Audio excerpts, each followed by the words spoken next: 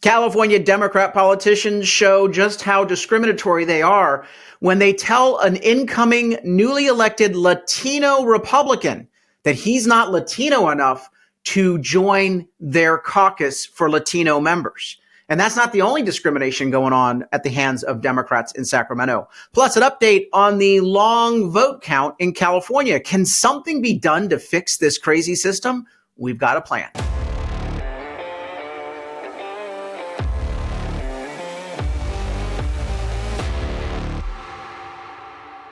I'm Carl DeMaio, chairman of Reform California, and Democrats say that they are the party of inclusion, diversity, acceptance, and tolerance and respect. But they're everything but that when it comes to how vicious they are when they use sexual orientation, gender, or, yes, race, to marginalize people that don't agree with them politically. And you see this on display right now in the California state legislature. In the state legislature, there are a number of caucuses that are created. A caucus is basically a group of members of the legislature that gets together and they say, look, we share a common bond. We want to work on issues related to this common bond. So in some legislative bodies, they'll have a wine caucus. I know it's probably the most fun caucus of them all. But basically the goal is that these are members that represent districts that produce wine and they work on issues and legislation to benefit the wine industry. There are caucuses that form around a number of these sorts of issues. There's an agriculture or farming caucus. So there's always issue-based caucuses. But in some respects, there are identity politics caucuses. And so you'll see a women's caucus or an LGBT gay caucus, a Latino caucus, an Asian caucus. Now, in most states and in most bodies, in fact, I can't think of any other state or body, legislative body, is there any sort of discrimination? If you're a Latino and you want to join the Legislative Latino Caucus and you're a duly elected member of a state legislature or the U.S. Congress, you are warmly received and welcomed, even though politically there may be disagreements. Each of the members are there to talk about issues facing the Latino community. But that's not happening in California. That's because California Democrats are so extreme, so vindictive, and so intolerant that if you don't believe in their political agenda, it doesn't matter what your race is. It doesn't matter what your gender is. It doesn't matter what your orientation is. You're not allowed to join their group. It's like the Mean Girls movie. Remember that? You can't sit at our table. Well, frankly, if you're going to be that vindictive and discriminatory, I don't want to sit at your blanking table. So here we have this story that came out today. My good friend Jeff Gonzalez, who just won a seat in the state legislature, flipping a Democrat seat, a heavily Democrat seat in Riverside, San Bernardino, and Imperial County. Here's the headline. Former Marine Jeff Gonzalez flips long Democratic 36th District Assembly seat. So you look at this guy, he's Latino. There you go. He's a proud Latino. He would like to join the California Latino Caucus. This is a group of members of the legislature who are all Latino and they're working on Latino issues. But they've told him, no, you're not allowed. They are excluding him because he's not a Democrat. But they're saying basically you're not Latino enough for our group. And this isn't the only bit of discrimination that we're seeing. In the Asian caucus, let me go here. Here's the Asian Pacific Islander caucus. All Democrats. Even though you've got a number of Republicans like Tri Ta, a Vietnamese Republican from Orange County, or Phil Chen, who's an Asian American from Orange County as well. Janet Nguyen is an outgoing state senator from Orange County. These Republicans have never been allowed to join the Asian American and Pacific Islander Legislative Caucus because they're not Democrat. It's offensive. If you say that you're for identity politics and it's all based upon your skin color, your orientation, your gender, and you create a caucus on that basis, you can't say, well, you're not really Asian unless you think the way we do. You're not really Latino unless you think the way we do. And this is actually happening to me. I don't think that this is a particularly relevant or important element of who I am. There's a lot of adjectives to describe me, and believe me, my haters and opponents would use a number of choice adjectives to describe me. But I'm a gay Republican. I don't make that an issue because, frankly, I consider, what your orientation is, your gender, your ethnicity, or your religion to be completely irrelevant to what we talk about when we discuss public policy and what you are and who you are as a person. It's about your accomplishments. It's about your ideas. It's Martin Luther King's vision for America. That we don't look at people's status. We look at the content of their character, merit. Again, I'm not ashamed of being gay. I'm proud to be gay, and it's wonderful to have so many different people and let everyone live their best life. Live and let live is my policy. And if you are a true constitutional conservative, that should be your policy as well. Live and let live. Everyone gets the same rights and freedoms. We are different. We have different opinions. Different struggles, different accomplishments, different dreams. But I will tell you one thing that unites us, and it's a great unifier. We're all American. That's the most important adjective you can have. And so let me tell you what the gay community has decided to do. The gay members of the state legislature. This is from the gay rag in Los Angeles Blade. Gay GOPer DeMaio may find cold welcome from LGBT caucus. Quote, there's also a range when it comes to Republicans. Carl has proven himself untrustworthy and hostile in many ways to our community. That's a quote from one of the legislators. And in other words, we're taking back your gay card, Carl. You're not gay enough. You don't like the Wizard of Oz. You don't dress well enough. Anyway, basically it says that the LGBT state legislators are hand-wringing. And this is an article, by the way, from last February. So this is like 7 months old.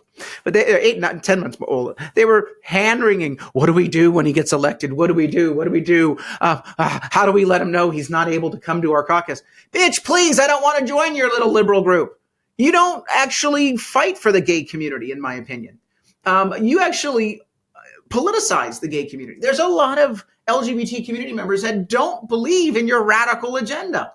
In fact, I talk to a lot of gays who are moderates. They're conservatives. There's a lot more of them than you realize. And they are absolutely embarrassed and ashamed by the extreme hijacking of the concept of LGBT equality in this country.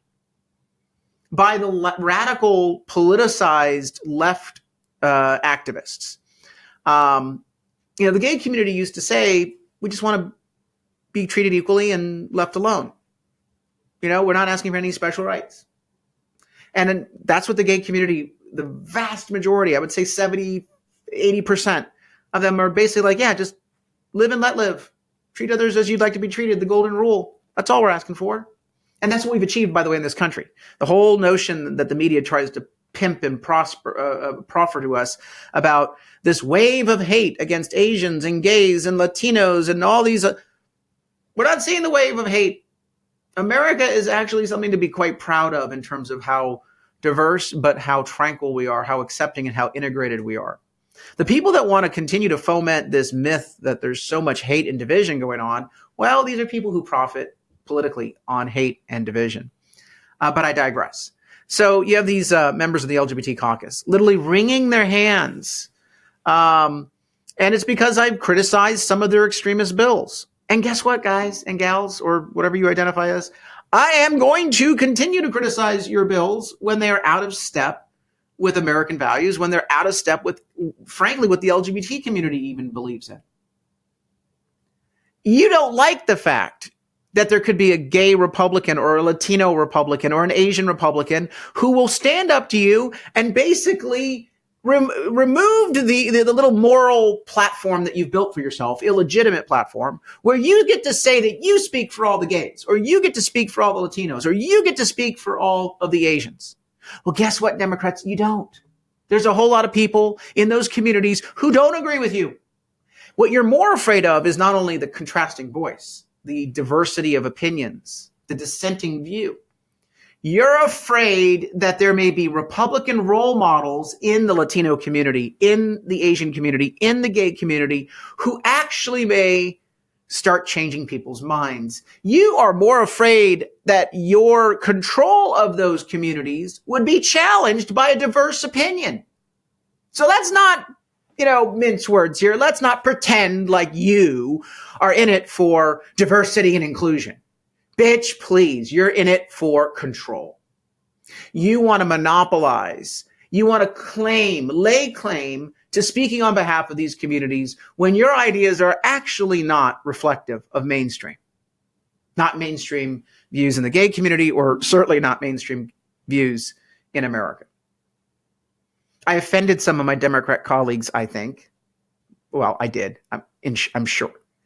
At freshman orientation last week, we flew up to Sacramento. We had 2 weeks of training, and Jeff Gonzalez was there. I met a number of Democrats that are very nice people. You can disagree with someone without seeing them as, a bad person. I just disagree with their policies. But we walk into the assembly chamber, and the assembly chamber has a bunch of desks. And on each of these, when I open the door, all I see are, on most of the tables, a sea of LGBT gay flags. And it's not even the regular rainbow flag that the gay community likes. It's the hijacked flag where all these alphabet soup interests have hijacked the flag and made it look just bizarre.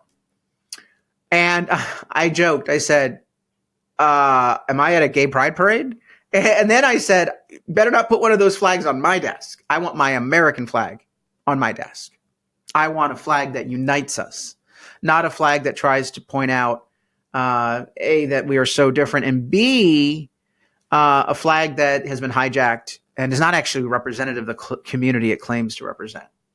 Anyway, so I actually spoke to some of my Democrat colleagues, and I said, if you really wanted to show support for the gay community, that's not the flag to be displaying. That's a divisive flag, even in the gay community. And they were shocked. I also told the guys, if you wanted to curry favor with the gay community, you'd dress better. But anyway, but I said, look, you need to understand what some of your Democrat activists tell you a community wants may actually not be what the community wants. You may want to go spend some time in that community and just listen. Shut up and listen for a bit. And if Democrats were actually listening to Latinos, bringing this back to their exclusion of Jeff Gonzalez, incoming Latino Republican assembly member from the 36th district, if you were really listening to Latinos, you wouldn't be losing those voters at a rapid pace. So maybe you should have Jeff Gonzalez join your caucus, legislative Democrat Latinos, because maybe you could learn something from him, and maybe it would save some of the seats that you're about to lose.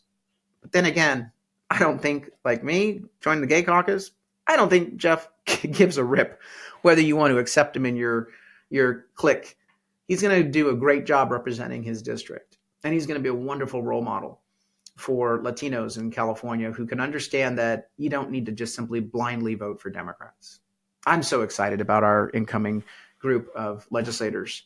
There's a lot more outreach to do in these communities and a lot more seats to flip. Look, I need your help to continue this fight, to support good people like Jeff Gonzalez, who, by the way, we're going to have him on the show this week. We're going to do an interview with him later this week, and I can't wait to introduce him to you and to have you help him win re-election, because he's already one of the top targets, having flipped a Democrat seat. But we need your help. Go to reformcalifornia.org, sign up so that you can stay in touch with our movement.